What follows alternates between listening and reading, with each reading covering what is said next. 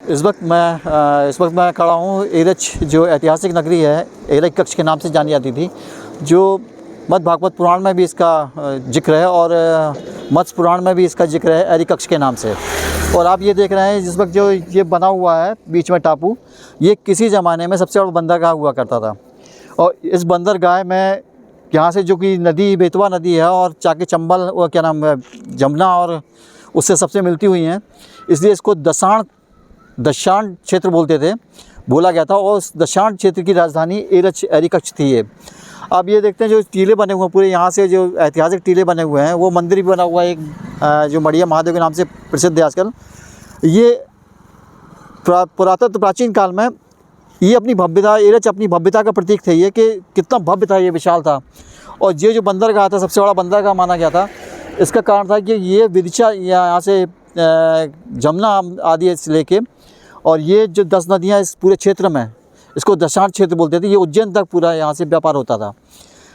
इस व्यापार का सबसे बड़ा बंदरगाह एरच था। चूँकि काफ़ी समय से और अवशेषों के माध्यम से इनको जाना जाता है और किताबों में इसका जिक्र भी है पुराणों में कि सबसे बड़ा बंदरगाह एरच था और यहाँ से व्यापार, सबसे बड़ा व्यापार का क्षेत्र ये था। अब इस वक्त मैं आपको यहाँ नीचे लेके आया हूँ क्योंकि यहाँ पे जो आपका जो बंदरगाह था पूरा, यहाँ से लेके वहाँ तक पूरा बंदरगाह था।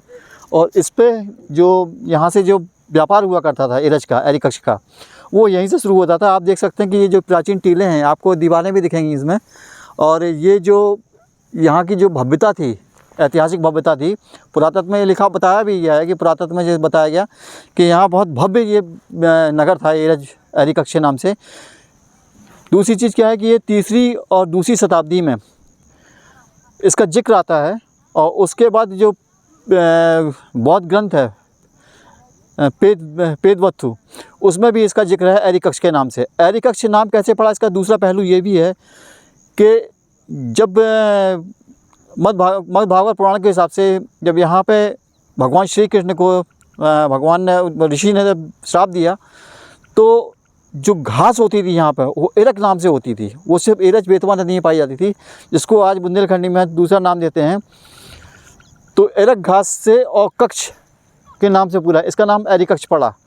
उसमें क्या हुआ कि उस एरक नामक घास से जो यहाँ होती थी, तो उससे ऋषि ने उनको श्राप दिया था। और यहाँ तक था कि जो दुर्वासा ऋषि का जो श्राप था, जिससे यदुवंशियों का काफ़ी विनाश भी हुआ है, तो वो यहीं पैदा होती थी। उसको आज की तारीख में बुंदेलखंड में गोधरा के नाम से कहा जाता है। और अब आपको हम ले चलते हैं ऐसी जगह जहाँ ये जो प्राचीन मंदिर है महादेव का, जहाँ माँ बेतवंती आती हैं और उसके बाद उनका जलाभिषेक करती हैं, ऐसी जगह में आपको लेके चलते हैं।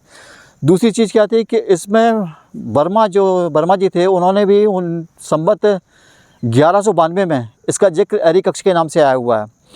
उसके बाद जो यहाँ पे शासनकाल था, अशोक लिपि के अनुसार यहाँ जो शासनकाल था वो मुग़लों का क्या नाम, वो मौर्यों का शासन था यहाँ पे। लेकिन जो सम्राट थे, जो लास्ट सम्राट हुए हैं, उनकी हत्या के बाद यहाँ पे पुष्यमित्र का शासन हुआ।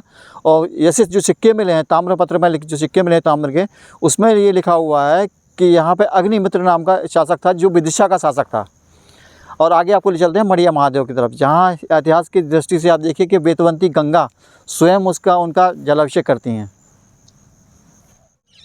अब आपको हम उस जगह लेके आए हैं जहाँ कहते हैं कि जब माँ बेतवंती अपने उस पर होती हैं, तो यहाँ हमेशा एक साल में एक बार चोला चढ़ाया जाता है। और ये आप दीवार देख रहे हैं, ये पूरा ऐतिहासिक दृष्टि से ये जो भव्यता एरच की दिखाई गई थी।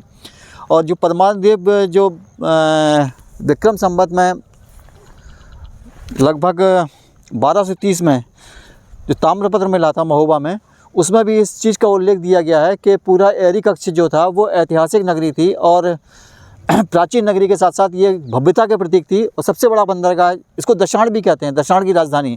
दशाण की राजधानी मतलब जहाँ 10 नदियाँ का प्रभाव होता है और ये 10 नदियाँ यहाँ से पूरे क्षेत्र को जोड़ती चली जाती हैं। और यहाँ बेतवा हुई, उसके पहले आपकी जमुना हुई, फिर सब दशान वगैरह सब मिलती चली गई हैं। 10 नदियों का जो संगम था आगे मिलता चला गया। वो जो व्यापारिक दृष्टि थी यहाँ थी, वो व्यापारिक दृष्टि से यहाँ देखा गया था कि एरच सबसे बहुमूल और सबसे मुख्य जड़ थी। इसीलिए इसको दशाण मतलब 10 नदियों के क्षेत्र का क्षेत्र कहा जाता था, उसकी ये राजधानी थी।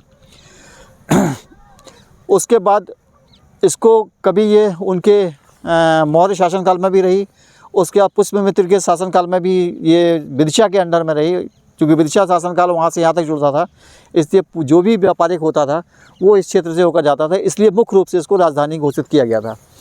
आप देख रहे हैं कि जो मड़िया महादेव वहाँ भी हैं, वो पूरे जो ऐतिहासिक टीले हैं ये पूरे पुरातत्व में हैं, लेकिन उसके बाद भी जो छेड़खानी होती है, लेकिन एक तो पानी के बहाव से ये गिरते हैं जिसमें अवशेष मिलते हैं पूरा। तो जो सिक्के वगैरह सब मिलते हैं यहाँ पे, कई चीज़ें ऐसी होती हैं जो अपना इतिहास खुद बयान करती हैं, वो सब यहाँ से जो सिक्के रच के मिले हुए हैं, जो इस वक्त म्यूजियम में रखे हुए हैं, वो सब यहीं से मिले हुए हैं।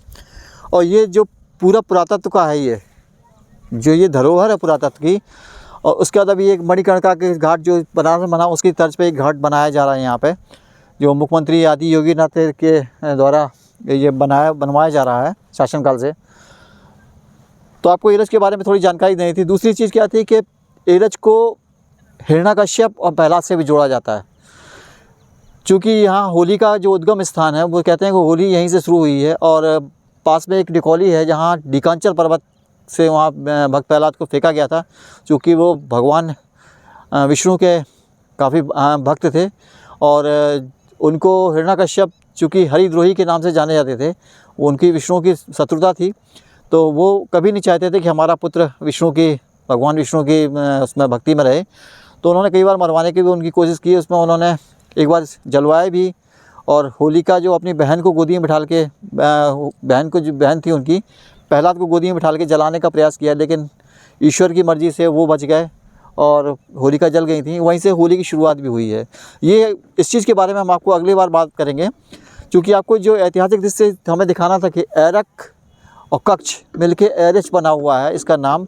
तो ऐतिहासिक दृष्टिकोण से ये पुराणों में 3वीं से 2वीं शताब्दी में भी इसका उल्लेख मिलता है, मत्स्य पुराण में भी इसका उल्लेख मिलता है।